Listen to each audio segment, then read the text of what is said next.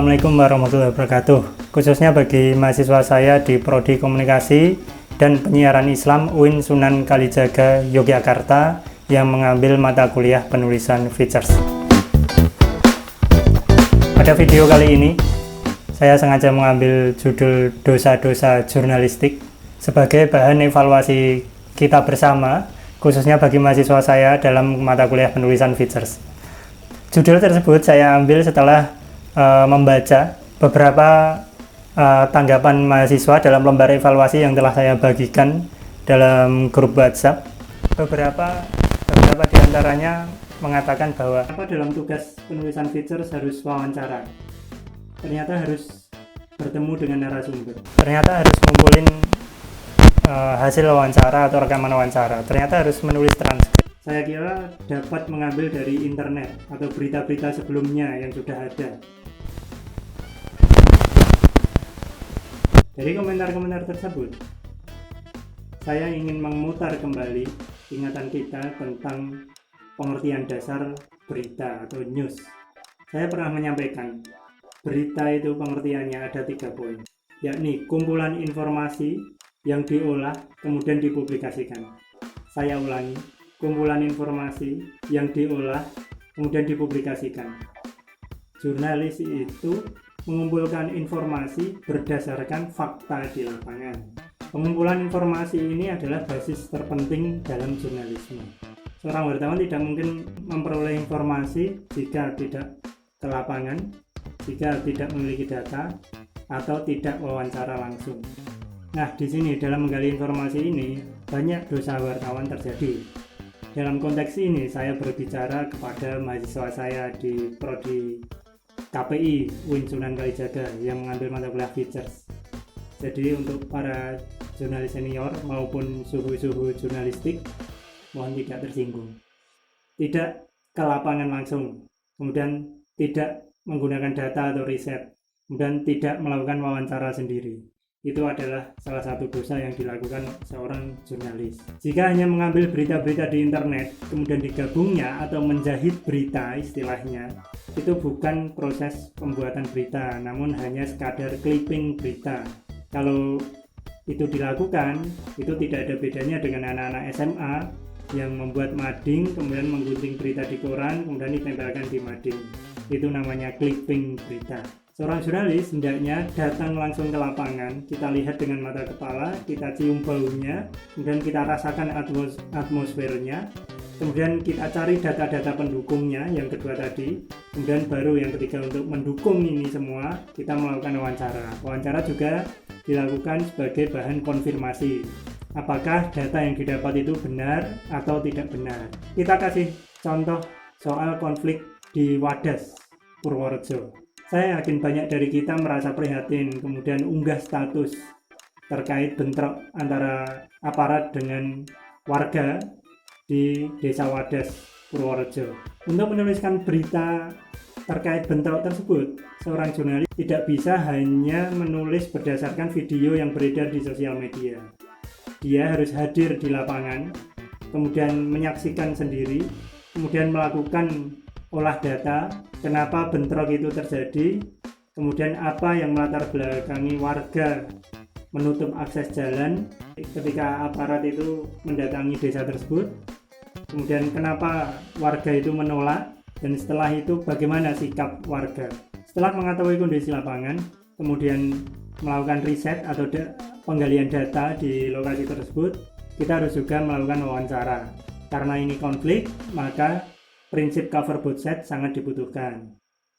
Pertama, kita wawancara warga. Siapa yang mewakili warga? Yang pertama adalah berdasarkan struktural, misalnya RT, RW, kepala desa, camat, atau dapat juga mengambil warga yang merupakan koordinator aksi pada hari tersebut.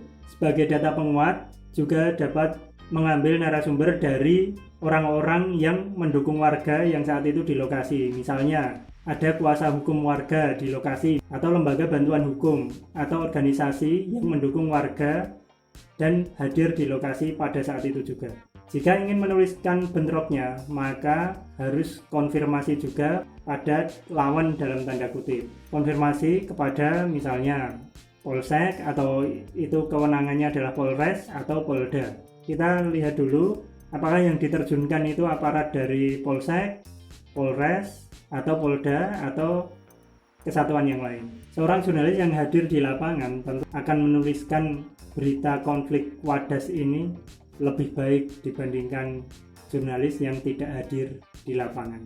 Dalam tugas kuliah, meski hanya tugas kuliah, saya sangat menekankan hal ini. Kenapa? Karena ini adalah tanggung jawab moral sebagai yang pertama insan komunikasi, yang kedua insan jurnalistik. Kita tidak ingin memunculkan seorang jurnalis yang abal-abal, yang hanya duduk di belakang meja, kemudian melakukan resume berita dari sumber yang lain, kemudian menjahit berita dari berbagai sumber tanpa menyebutkan sumbernya, apalagi melanggar etika jurnalistik.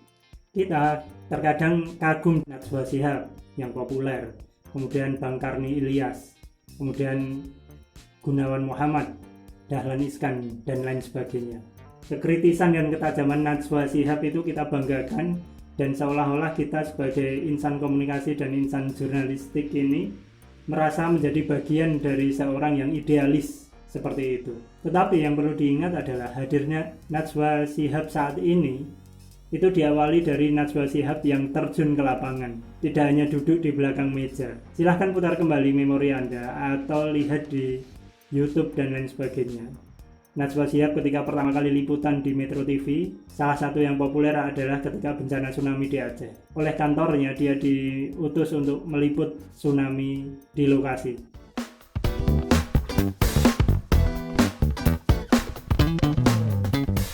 Di negeri ini sedang marak berita hoax, informasi-informasi palsu, informasi-informasi bohong, informasi yang tidak dapat dipertanggungjawabkan yang di-share oleh kita sendiri atau keluarga kita atau masyarakat pada umumnya saat ini yang tidak diketahui benar atau salah informasi tersebut.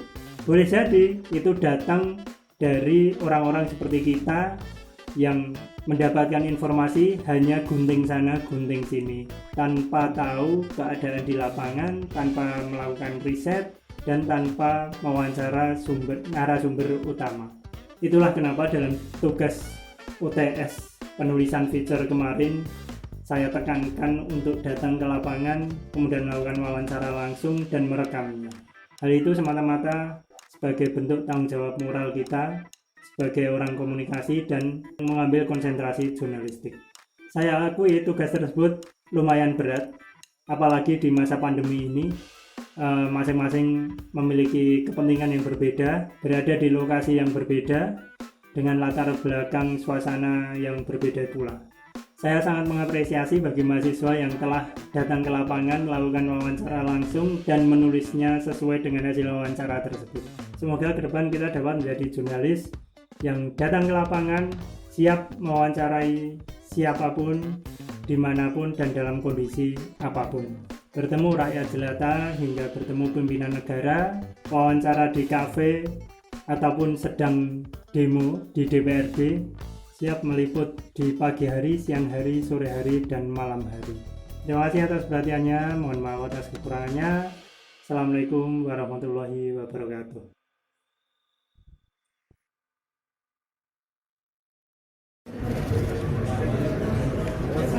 Sore Pak. Udah ya? Udah ya? Pak, yang di Solo Jalan Sehat besok Minggu itu ditolak oleh wali kota karena CFD bukan arena politik. Nggak tahu, tanyakan ke panitia. Ini pulang kan mau tidur, istirahat. Berarti belum ada, Tanyakan panitianya. belum ada kepastian untuk mengikuti acara tersebut, Pak ya. Siapanya? Nggak tahu, saya belum kemudian. Jadi tanyakan ke panitia acaranya seperti apa, jam berapa, saya diundang atau tidak, ditanyakan. Kalau saya diundang bisa datang, bisa tidak. Yang jelas saya pengen tidur, pengen istirahat. Siap. Pengen ketemu keluarga, ketemu anak, ketemu cucu, ya. Kasih. Siap, kasih. Terima kasih Pak. Yang jelas saya mengikuti arahan dan tegak lurus pada semua keputusan partai. TA-nya dulu. Rencananya berpasangan dengan siapa Mas Gibran? Nanti aja. Mas Gibran, kenapa pilih PDI Mas? Kenapa kau pilih PDI Mas Gibran? Nanti aja Mas. Saya tak nunggu KTA bentar. Iya. Nanti kita ngobrol-ngobrol. Tak nunggu KTA dulu Mbak. Nanti ngobrol-ngobrol lagi. Siap.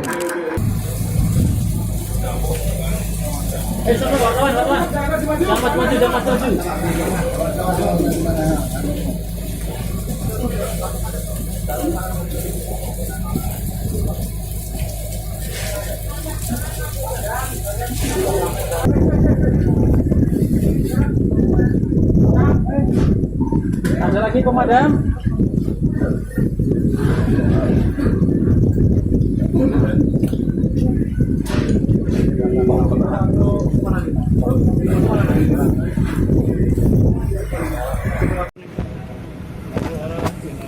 Oke, lampu nih, siap. Pak, atas kejadian ini apa yang akan nanti dipersiapkan Pemkot untuk ini? Ya, yang dipersiapkan ya tentunya sebab akibat ini nanti Kapolres nanti yang melakukan. Kalau saya ya cari untuk pasar darurat. Nah, ini semua kena pasar pada keliling. Ketemu besok. Pasar darurat sementara untuk besok. Nah, makanya saya itu mau pasar darurat di mana pasar gede ini. Kalau kembali ke Taman Banjarsari di Oh, Bapak nggak jangan, bisa. jangan, nanti rusak lagi nanti.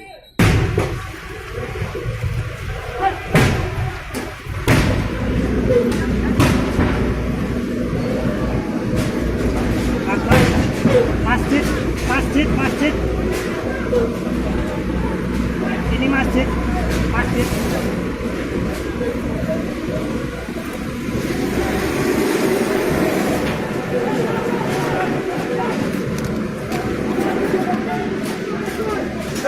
Batu awas, batu kepala. Dari barat, dari barat. Batu dari barat. Mahasiswa yang di atas silakan turun, silakan turun. Jangan di atas gedung yang masih di bawah, silakan turun.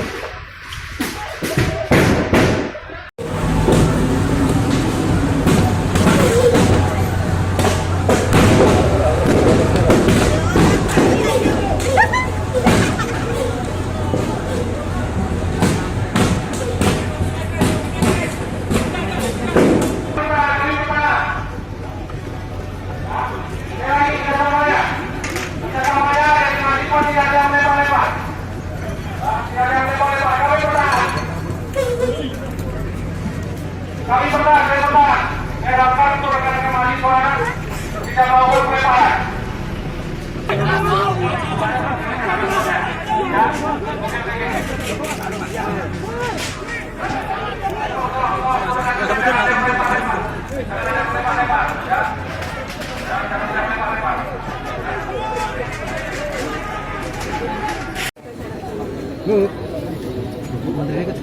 Pak Menteri, dari pengamatan lapangan gimana Pak hari ini? Ya, tadi saya mulai dari Semarang ya, 3 titik di kantor pos, sangat tertib. Ya, ada sedikit kerumunan tapi tidak terlalu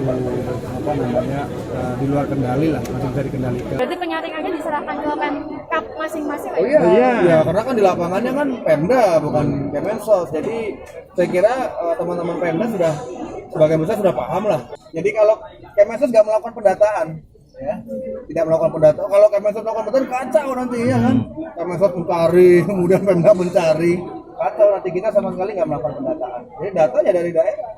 Sehingga pada saat verifikasi, apabila temukan data ganda atau tidak sesuai, daerah langsung perbaiki di lapangan.